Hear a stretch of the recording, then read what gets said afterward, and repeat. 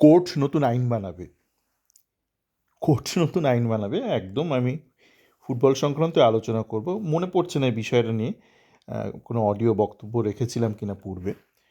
তো সেইটা বলার পূর্বে আমার আগের অডিওটা শুনে, যেটা কয়েক ঘন্টা আগে দিয়েছিলাম, একজন লিখেছিল যে এআইএফএফ এই জ্যোতিষীর পেছনে এত টাকা খরচ করেছে, মানে ভুয়ো খরচ, এইসব বিষয় নিয়ে প্লেয়ারদের পেছনে খরচ কেন করেনি। তো এই বিষয়টা একটু অন্যভাবে আপনাকে ভাবতে হবে। বলছি, আমার ব্যক্তিগত একটা জীবন থেকে একটা গল্প বলছি, সত্যিকারের ঘটনা।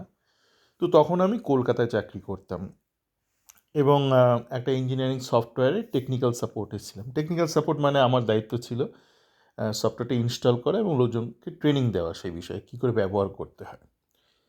তো একদিন বেশ ঝামেলার কাজ, মানে লোককে ডেমনস্ট্রেশন করে বোঝানো যে দাদা এইটা কিন্তু এরকম সুবিধা আপনার নিতে হবে। নেওয়ার পর আরও ঝামেলা, তাকে ট্রেনিং দিয়ে শেখাতে হবে। তো একদিন আমার বস, তিনি মার্কেটিংয়ে ছিলেন, তো তিনি বললেন যে এই ওই অমুক জায়গায় তোকে একটা যেতে হবে, ওরা একটা সফটওয়্যার কিনেছে। কিনে নিয়েছে কোনো ডেমো ফেমো? না না, ওরা কিনে নিয়েছে। ওখানে গিয়ে আমার কাজ কী? তুই গিয়ে শুধু সফটওয়্যারটা ইনস্টল করে দিবি। আমি বললাম ট্রেনিং? ওগুলো পরে ওরা ঠিক করবে। কলকাতার বাইরে, মানে পশ্চিমবঙ্গের বাইরে একটা শহর, একটা আর&ডি ছিল, আর&ডি অফিস, রিসার্চ অ্যান্ড ডেভেলপমেন্ট। তো ট্রেনে করে গেলাম সেখানে, ভোরবেলার ট্রেনে হাওড়া থেকে ধরে গেলাম। গিয়ে সেখানে গেলাম, গিয়ে দেখি একজন লোক আমাকে ভেতরে নিয়ে গেল গেট পাস করিয়ে। তারপরে আমি বললাম কোথায় ইনস্টল করবো, বলে এই কম্পিউটারটা। তো দেখি মানে আমি ইনস্টল করছি, সে আশপাশে নেই, সে এদিক ওদিক ঘুরে বেড়াচ্ছে। আমি ইনস্টল হয়ে গেল। তাই আমি বললাম মানে আপনাদের এই ডিপার্টমেন্টের কাজটা কী, মানে ঠিক কী কী কাজ করে। বললো যে সেখানে কী ধরনের কাজকর্ম করা হয়। বললাম আপনারা ট্রেনিং নিয়ে কিছু ভেবেছেন? বলছে হ্যাঁ, ওটা জানিয়ে দেবো, তোমার ওই বসকে জানিয়ে দেবো। তো তারপর আমি দেখলাম আমার কোনো কাজকর্ম নেই, বিকেলের দিকে ট্রেন রয়েছে, একটু ঘোরাঘুরি করে অনেক কিছু পরিচিত বন্ধুবান্ধব ছিল, খাওয়া দাওয়া করে চলে এলাম। রাত্রি করে কলকাতা ব্যাক করে চলে এলাম। তো পরদিন আমি আমার বসকে জিজ্ঞেস করলাম, আচ্ছা মানে বুঝলাম না, আমি ওদের ডিপার্টমেন্টে যে কাজের খবর শুনলাম, মানে যে ধরনের কাজ রিসার্চ করতে হয়, তাতে করে এই সফটওয়্যারটা ওখানে ব্যবহার করারই কথা নয়, মানে কেন নিয়েছে। তখন বলল যে সেটা তো তখন নভেম্বর বা ডিসেম্বর এরকম একটা সময়, যে ওদের বাজেট শেষ হয়ে যাচ্ছে, মানে বাজেটে যেই, না সরি, ওটা বোধহয় মার্চ ফার্স্ট, ইন্ডিয়াতে তো এপ্রিল টু মার্চ। তো ওইটা মার্চ ফেব্রুয়ারি এরকম সময় তো গিয়েছিলাম, অনেক দিন আগে, তো ডেট ভুলে গেছি। তো বলছে ওদের বাজেটে কিছু টাকা বেঁচে গেছে, এখন সেই টাকাটা যদি ওরা ব্যয় না করে, তাহলে নেক্সট বছরে ওদের বাজেটে অনুদানটা কমিয়ে দেওয়া হবে। তো সেই জন্য ওরা একটা সফটওয়্যার কিনে নিল, ওদের কোনো প্রয়োজন নেই সফটওয়্যারটা। তো আমরা জানি না, মানে এরকম হয়েও থাকতে পারে যে এআইএফএফের ক্ষেত্রে যে হয়তো তাকে তো এই মানে দিয়ে দেওয়া হচ্ছে না, 50 কোটি করে দিয়ে দিচ্ছিল, এফএসডিএল থেকে দিয়ে দিচ্ছিল। ফুটবলের কোনো মানে ওই আই লিগটা চালাতে হতো আইডাব্লিউএল আর জুনিয়র, আর বাকি সমস্ত বিষয়ে সমস্ত টুর্নামেন্ট বন্ধ করে দিয়েছিল এফএসডিএল। মানে ফুটবলটা পুরো একছত্র অধিকার নিজের হাতে রেখে দিয়েছিল, কাউকে কোথাও কোনো টুর্নামেন্ট করতে দিত না। তো হয়তো সেই বছরের ওই সময় হয়তো বাজারে টাকা রয়েছে, এবার টাকা নিয়ে যদি ধরুন কিছু করতে যায়, এফএসডিএল বলে না করো না, যদি বলে আমরা সিএফএলকে অনুদান দেবো, না না করো না, টাকাটা করবেটা কি, না কিছু একটা করে এদিক ওদিক করে জ্যোতিষী এই সেই করে জুতো ফুতো জামা প্যান্ট কিনে শেষ করে দিচ্ছে। এটা একটা সম্ভাবনা আমি বলছি, মানে কীভাবে কর্পোরেট জগতে অনেক সময় বাড়তি যদি টাকা আনইউটিলাইজড টাকা থাকে, সেই টাকাটা কীভাবে পিন্ডি করা হয়, পিন্ডি চটকানো হয়, সেটা বললাম। আপনারা শুনে থাকবেন অতীতে সে আমেরিকা বস্তার পর বস্তা সেই গম সমুদ্রের জলে ফেলে দিত, এদিকে আফ্রিকাতে না খেয়ে লোকে মারা যাচ্ছে। কেননা ওইভাবে আপনি যদি পাঠান তাহলে আপনার বাজারটা নষ্ট হয়ে যাবে। বিভিন্ন রাজনৈতিক পলিসির ব্যাপার আছে, ইকোনমিক্স আছে। তো এইটা একটা কারণ হতেই পারে, তো আমরা জানি না এই কারণটা ঘটেছে কি না। এবার আসা যাক যে কোর্ট বানাবে আইন। একটু আগে আমি রেপ স্পোর্টসের ওই টুপি পরা লোকটা আছে না, ও আর একটা ছেলে, একটু শুনছিলাম, এত অশিক্ষিত লাগছিল, বন্ধ করে দিয়েছি। তো আজকে দেখলাম মানে বলছে না মানে আবার টেন্ডার ফেন্ডার ডাকতে পারে অল ইন্ডিয়া ফুটবল ফেডারেশন, তো মালিকানা থাকবে অল ইন্ডিয়া ফুটবল ফেডারেশন হাতে, এটা নিয়ে কোনো দ্বিমত নেই। কেন দ্বিমত নেই? এতদিন তো খুব বলছিলে কেন মালিকানা থাকবে, এখন কেন বদলে দিলে সুরটা? কোনো দ্বিমত নেই, কেন দ্বিমত নেই? এতদিন তো এটা দাবি দেওয়ার মধ্যে ছিল না যে এআইএফএফ নাকি খুব তঞ্চকতা করে সঠতার সহিত এফএসডিএলকে সরিয়ে দিয়েছে, এখন বলছে না কোনো দ্বিমত নেই। ঠিক আছে, দ্বিমত নেই, তো বলছে কিন্তু কিছু দাবি দেওয়া, আচ্ছা মানে দেবাশিস দা এটা কি হবে?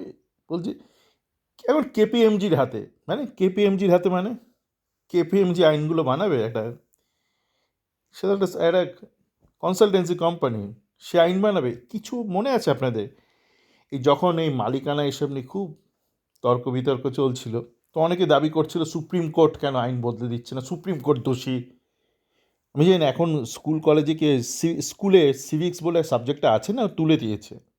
আমার সময় তো ছিল একটা সিভিক্স সাবজেক্ট, যেখানে দেশের কনস্টিটিউশন, বেসিক্স অফ এই যে কান্ট্রির অ্যাডমিনিস্ট্রেশন, যে ডেমোক্রেসি যেইভাবে চলে সেগুলো পড়ানো হতো, যে সাবজেক্টটা রুলস প্রিএম্বল এগুলো পড়ানো হতো, বেসিক্স অফ কনস্টিটিউশন, এগুলো কি আছে না তুলে দিয়েছে?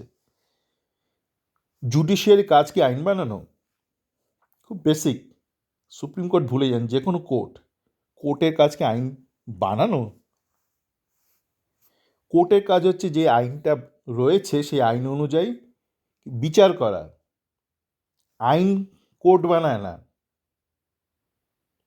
আইন মানে দেশের ক্ষেত্রে কেন্দ্রীয় সরকার বানায় কিছু কিছু বিষয়ে, কিছু কিছু বিষয়ে রাজ্য সরকার বানায়, কিছু কিছু কনকারেন্ট মানে কেন্দ্র রাজ্য উভয় মিলে একটা বানায় কিছু কিছু, সে আইন মোতাবেক সুপ্রিম কোর্ট যে কোনো কোর্ট বিচার করে। তো এআইএফএফ কনস্টিটিউশনের ওইটা কি মানে সুপ্রিম কোর্ট থেকে করেছে? ওটা তো এএফসি থেকে এসছিল। আশা করি এখন অন্তত যারা আমার চ্যাট ফোরামে রয়েছেন বহুদিন ধরে, এবং যারা অন্তত আমার অডিওটা শুনেছেন, আপনারা বুঝে গেছেন। একটা বিষয় বলি, আমার পরিচিত একজন, একটু বেরিয়েছিলাম, একটু জিম করতে গিয়েছিলাম, এসে দেখি তিনি বলছেন যে এফএসডিএল মিডিয়াকে ধরে এটা সেটা করে হাতড়ানোর চেষ্টা করছে। আমি বলবো কি, ওরম ষড়যন্ত্র যদি সত্যিই হতো আমি খুশি হতাম, যে না ষড়যন্ত্র করে আবার অধিকারটা ফেরত নিয়ে নেবে, এফএসডিএল মালিকানাটা ফেরত নিয়ে নেবে। না, এটা ষড়যন্ত্র হলে অনেকে আমরা খুশি হতাম, না এরকম কোনো ষড়যন্ত্র না, এটা একটা ফেক ষড়যন্ত্র। এফএসডিএল কত মূর্খ ভাববেন না। এফএসডিএল ভালো বা মন্দ যাই হোক, মূর্খ তো না, একদমই মূর্খ ভাবার কোনো কারণ নেই, অতটাও মূর্খ ভাবার কারণ নেই। এফএসডিএল ভালোই জানে যে এএফসি নতুন গাইডলাইন অনুযায়ী তারা কোনো দিনই মালিকানা ফেরত পাবে না। কিন্তু কেন তারা করছে আমি আমার আগের অডিওতে বিস্তৃতভাবে ব্যাখ্যা দিয়েছি, যে তারা চাইছে না যে আম জনতা এটা ভাবুক যে ভারতীয় ফুটবলের এই করুণ হালের জন্য এফএসডিএল দায়ী। তারা তাই এমন একটা মিথ্যে প্রোপাগান্ডা বাজারে ছাড়ছিল বা ছাড়ছে এখনও রাদার, যে আমরা থাকতে চাই আমাদেরকে থাকতে দিচ্ছে না। ঠিক আছে, তাহলে এইটা তাহলে ভুল ধারণা যে এফএসডিএল একটা একটা ষড়যন্ত্র করছে, না এরকম কোনো ষড়যন্ত্র নেই। কেননা ষড়যন্ত্র করে কি, আপনি তো কিছু পেতে চান, তা আপনি তো জানেন ওটা আপনি কোনো দিন পাবেন না, তাহলে ষড়যন্ত্রটা করবেন কেন? তার একটাই কারণ এই ক্ষেত্রে, যে আপনি এমন একটা ন্যারেটিভ তৈরি করতে চান যে দেখো আমরা কিন্তু ভারতীয় ফুটবলের দুরবস্থার জন্য দায়ী নয়, আমরা চেয়েছিলাম থাকতে, অল ইন্ডিয়া ফুটবল ফেডারেশন আমাদের থাকতে দেয়নি। এখন আপনি বলতে পারেন অল ইন্ডিয়া ফুটবল ফেডারেশন কেন চুপ, কেন মুখে তালাচাবি জিপ করে রেখেছে মুখটা? জানি না, আমরা বড়জোর অনুমান করতে পারি। অনুমান করার আগে এটা আমাদের জানা দরকার যে কি করে এই ব্যাপারটা এতদিন অ্যালাউড হলো। কেননা এই যে প্রক্ষান্তরে বা ডিফ্যাক্টো ওনারশিপ ছিল একটা থার্ড পার্টির হাতে, এফএসডিএলের হাতে, এইটা তো কন্ট্রাডিক্ট করছিল এএফসি গাইডলাইন। তাহলে অতীতে এই ব্যবস্থাটা কি করে অনুমোদন দেওয়া হয়েছিল এএফসি থেকে বা ফিফা থেকে? কে করেছিল? প্রফুল্ল, আমাদের প্যাটেল বাবু, এফএসডিএল, এএফসি মিলে কি একটা ব্যবস্থা করেছিল, যে ব্যবস্থাটা কি না এএফসির গাইডলাইন অনুযায়ী ইল্লিগাল, যেটা এএফসি আর বললো আর 2025-এর পরে আর এটা আমরা প্রশ্রয় দেব না। তা আগেই বা প্রশ্রয়টা দিয়েছিল কেন? সেইটা যদি জানা যায় তাহলে হয়তো আমরা জানতে পারবো যে অল ইন্ডিয়া ফুটবল ফেডারেশন কেন মুখে তালা চাবি দিয়ে রেখেছে। এই যে এত ন্যারেটিভ বাজারে ছাড়া হচ্ছে যে এআইএফএফ ইচ্ছে করে তাড়িয়ে দিয়েছে এফএসডিএলকে, এআইএফএফ কিছু বলার জায়গায় নেই। হয়তো মানে এআইএফএফের ওপর চাপ আছে যে তোমাকে আমরা লাথি ঘুষি যাই মারি মুখের তালার চাবিটা দিয়ে রাখো, কেন তুমিও জড়িত এই গোটা ব্যাপারটার সাথে, সুতরাং মুখে তালা চাবি দিয়ে রাখো। আমরা আমাদের মান সম্মান বাঁচানোর জন্য তোমাকে আপাতত গালমন্দ করব, তুমি মুখে কুলুপ দিয়ে রাখো, কোনো রকম কথাবার্তা বলবে না। সকলে ভালো থাকবেন, সজাগ থাকুন, প্রশ্ন করুন, উল্টোপাল্টা প্রত্যাশা করবেন না। ভালো থাকুন।